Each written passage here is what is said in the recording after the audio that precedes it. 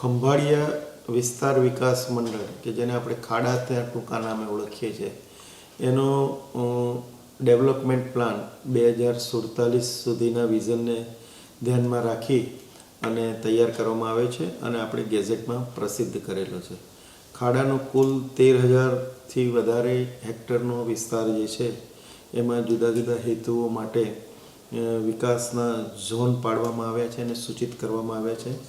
45 મીટરનો 22 કિલોમીટર જેટલો લાંબો પહોળો રિંગ રોડ સૂચિત કરવામાં આવે છે. આ ઉપરાંત નાના મોટા 30 મીટર, 18 મીટર, 45 મીટરની પહોળાઈના કુલ 122 કિલોમીટરના રસ્તા પણ આપણે પ્રપોઝ કર્યા છે. વોટર બોડીથી નજીક રિક્રિએશન ઝોનને પણ આપણે સૂચવ્યા છે અને આ નોટિફિકેશન 27 જાન્યુઆરીએ આપણે ગેઝેટમાં પ્રસિદ્ધ કર્યું છે.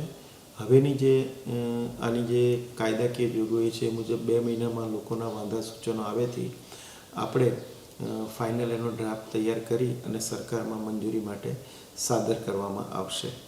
આ વિકાસ નકશો છે ખાડાની કચેરીએ એના વર્કિંગ અવર્સ દરમિયાન કોઈને પણ જોવો હોય તો એ જોઈ શકશે અને હું આશા રાખું છું કે ઘણા લાંબા સમયથી ખાડા વિસ્તારનો ડેવલપમેન્ટ પ્લાન ખાડાની જ્યારથી રચના થઈ પછી ડેવલપમેન્ટ પ્લાન કોઈને કોઈ કારણસર લાંબા સમય સુધી આપણે જાહેર નહોતા કરી શક્યા.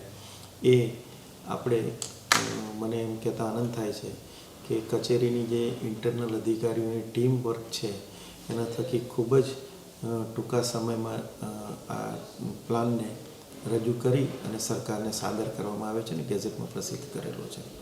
હું એવું માનું છું કે ખંભાળિયાનો જે ડેવલપમેન્ટ પ્લાન આ રજૂ થવાથી વિકાસને એક નવો વેગ મળશે અને સુનિયોજિત રીતે વિકાસ આગળ વધશે.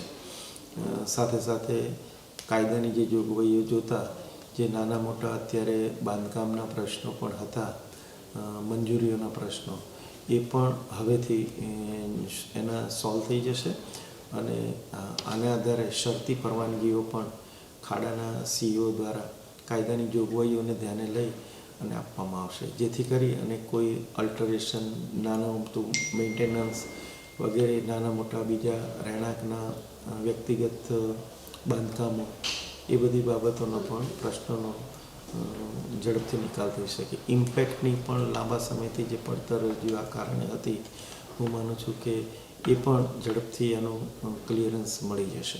Thank you.